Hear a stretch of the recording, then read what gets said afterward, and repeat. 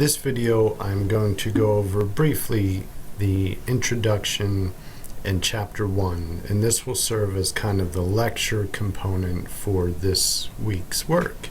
As you know, you are to read chapters 1, introduction, and chapter 1.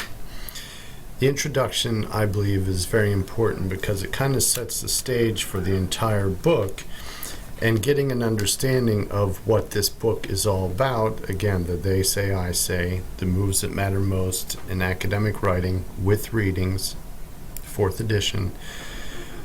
The book is really to act as a guide, as a tool for us to use as writers to improve our writing skills. Okay, so most of you are juniors, some are going to be seniors this fall. And it's understood that you've done a lot of writing up to this point in your college careers, and even prior to this in high school and other venues.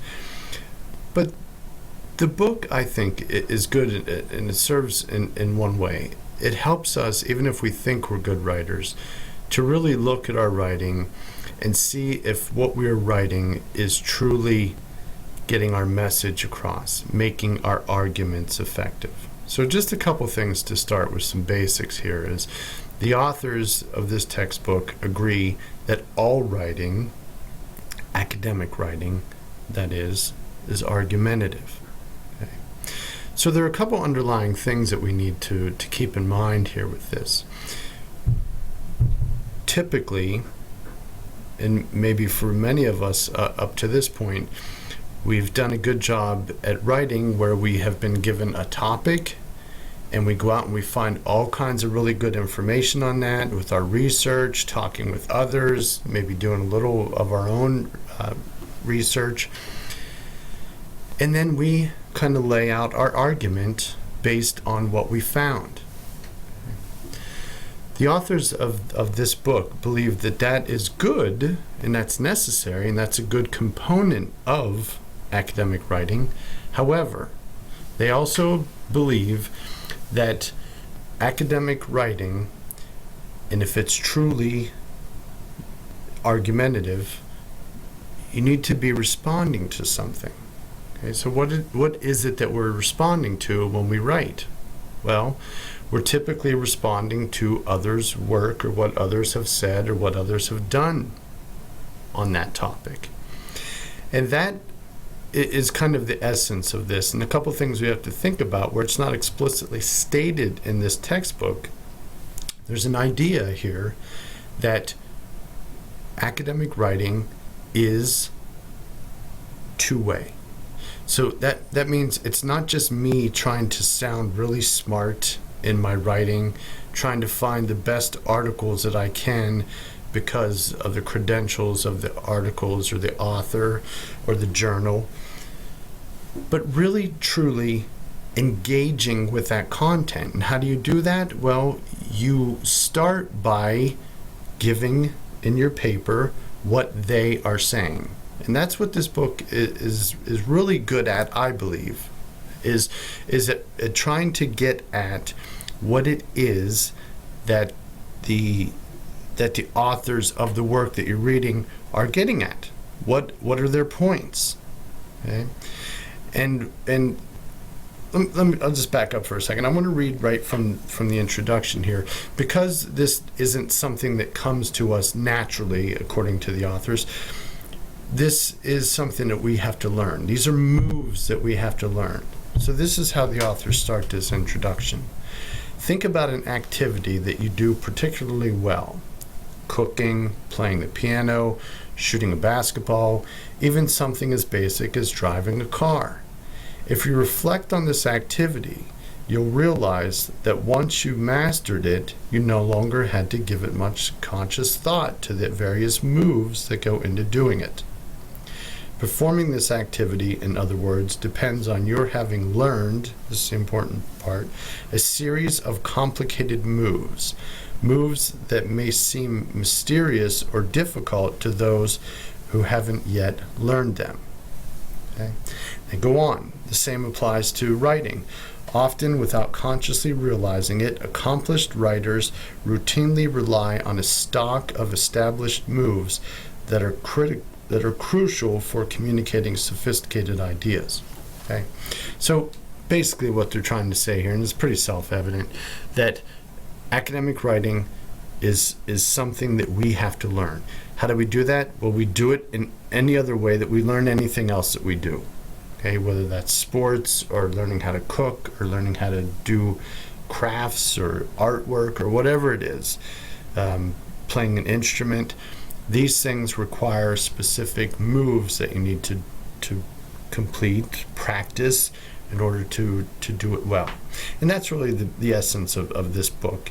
And so the tools that the authors give us predominantly in this book are, one, some insight into these various moves, which I think is very important, and these authors do a really nice job, again, in my opinion, at spelling these moves out for us and explaining them to us. The other cool thing that they do, and this is probably one of the biggest tools of the textbook, are these templates. Okay, so they introduce us to these templates, and these templates are to help us and guide us through our academic writing. I'm going to ask for this course that you use the templates for at least the first couple writing assignments, and I'll be looking for instances where you're using the templates in terms of assessing the paper. And even if you think that you're an advanced writer, these templates will kind of give us some more tools and to help us with these various moves that are going on within the textbook here. So essentially, the two very important parts of this textbook, it's the they say and the I say. So it's divided up into three components here, and the first two components are the majority of the chapters that we are going to cover in this course. Chapters 1, 2, and 3 are all the they say chapters. So we're trying to figure out what it is that they are saying. So chapter 1 begins with starting with what others are saying. Then chapter 2 is her point is, and that's all about the art of summarizing, the art of summarizing. And then chapter 3 is, bear with me, as he himself puts it, it's the art of quoting. Okay, so we kind of start out in chapter 1 with a more general they say, starting with what others are saying, and try to identify with what others are saying. Then chapters 2 and 3 are summarizing and quoting. So for this week, we're focused again on the introduction and chapter 1. I want to read something briefly to you to help put this into perspective, because a lot of what is being told to us in this textbook has to do with understanding our audience. Okay? And the authors contend that in order to be a good writer, that we have to understand who our audience is, and we have to understand which voice that we should be using to address that audience. Okay, and I just want to just kind of briefly go over something here with you to get you to think about this idea of voice, our tone, our voice. Okay? So in writing, just as in life, you're selective when choosing words and the tone of voice that you use in various situations.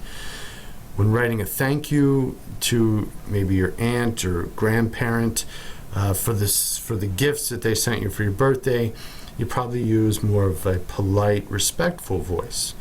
When you're having a fight with a partner or a sibling or a parent, or you're gossiping with a friend, both your vocabulary and tone will be quite different.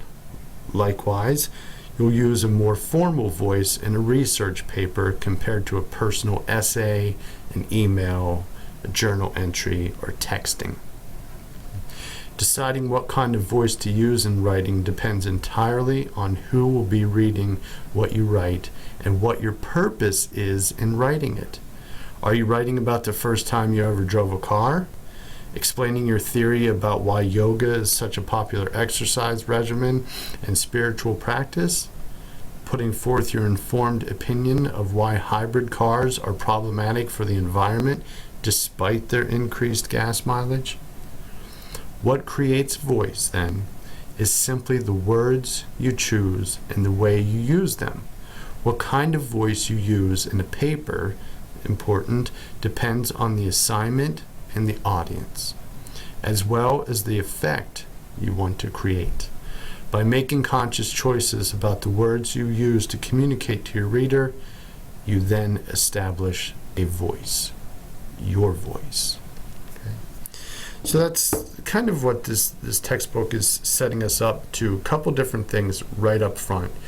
Introducing us to the idea of thinking about writing as engaging in a conversation. Okay? And the authors in the introduction give an example, and they use this example of Kenneth Burke. And I'm going to read this right to you. And so this Kenneth Burke, he's trying to explain the writing process and how it is very much mirrors the dialogue that we may have with a group of friends. Okay, so this is an example of Kenneth Burke trying to get us to make that analogy. Okay, so he talks about likening the world of intellectual exchange to a never-ending conversation at a party. So Burke writes, "You come late.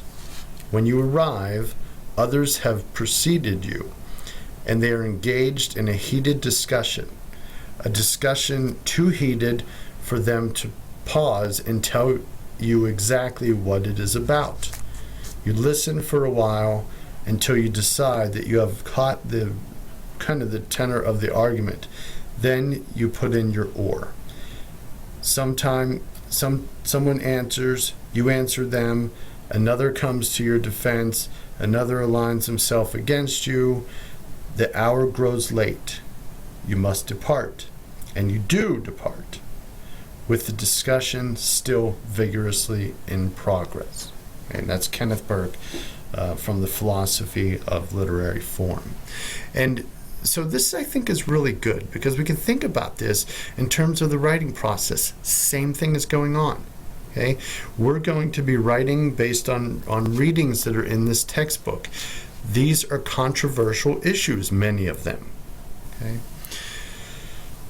These controversial issues have been being discussed for quite some time. So we are entering this conversation, entering the writing process, the conversation of these topics that are coming up. They are already going on. We have to find out, instead of just throwing right in and jumping right into the conversation, we have to get a little background. How we get that little bit of background is by doing research. We read. We do library research. Maybe we watch some videos. Maybe we do watch some YouTube videos. We talk to others about this. So we get a framework of what is going on, what is being said, what they are saying. Okay? And then we can respond by so-and-so states this or believes this. However, I disagree because of this. Okay? We are setting the stage then for our argument. We have enough information. We can discern what others are saying about it, and we can now then add our own opinions in this. Okay? And that's really what this is all about. So then chapter 1, I'm going to just I'm not going to go too much in detail into this one. Chapter 1 kind of begins with this implied they say that a claim can stand on its own. The authors counter that good academic writing responds to what others are saying. This chapter really provides methods for addressing what they say, including templates for introducing standard views, they say statements that the writer agrees with, things implied or assumed, and then some ongoing debates as well. Chapter 2 will then kind of focus on summaries, as I mentioned, and then chapter 3 on quotations. So for this one here, chapter 1, I just want you to kind of get really to understand this concept of looking for what they say. And sometimes it's very apparent. So you're going to be asked to read introduction, chapter 1, watch these videos that I'm posting. I put a PowerPoint in here as well that is in the week 1 folder. It's just on the intro. There are some lecture points in here for the for chapter 1. So read through this stuff, and then after that there is a discussion that I want you to complete, and that is this week 1 discussion here. So you're going to have to read intro, chapter 1, and then read Liz Addison's 2 Years Are Better Than 4. That is from the readings portion of the book. And what I want you to do is kind of, and it just spelled it out here, it's right in front of us, provide a brief explanation here of what the authors are trying to get at by the term they say, okay? And then I want you to find where Addison is bringing in they say arguments. In other words, where she is bringing in what others are saying about it. So I want you to try to think about with this one here, just really a clear distinction between what Liz Addison is saying and when she's referring to the work of others. So for this one here, what I'm asking you to do is just note examples of when Addison is referring to others. So the exercise here, it's not a futile exercise. It's an exercise in getting us to be able to distinguish more between what it is that the person who's writing this work and when they're referring to others. Sometimes it's very clear, and they do it by name. Other times it's less obvious, and we have to kind of look for these things. Okay, so I think it's a good reading to start out with. It's a very controversial topic related to higher education. The next reading that we'll do as well is related to higher education, and your first paper then will be on the topic of are too many people going to college. Okay, that is it for now. Again, and as always, if you have any questions about any of this, please don't hesitate to contact me, especially in these first couple weeks of the course as you're trying to figure out the course and the expectations and all that stuff. I try to be very transparent. I try to make things very much logical in terms of the flow of the content, but we all have our different perspectives of what we're seeing. So again, at least the point is, don't feel like you can't ask questions, because asking questions, I think, is going to be key to your success in the class. So that's it. Have a good week. Welcome again to LA301, and thank you for listening. Take care.